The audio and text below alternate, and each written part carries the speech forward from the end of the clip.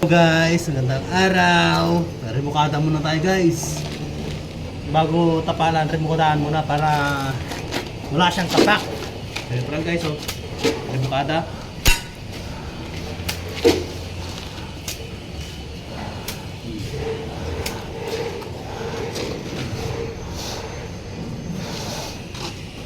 Kaya pag nagpalitada kayo, remukadaan nyo muna para hindi siya gagapak. Ganyan lang guys, oh. Yan. Ito yung tinatawag na rebukada. Oh.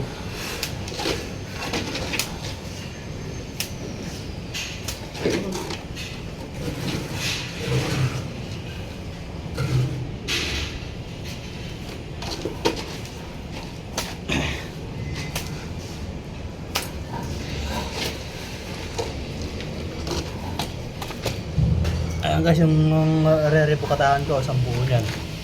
Sa gandang taas. Ayan, gano'n. Yun yung iba nagpapalitada. Dito kami sa hallway. Ako taga-rebukada guys. So ayan lang guys.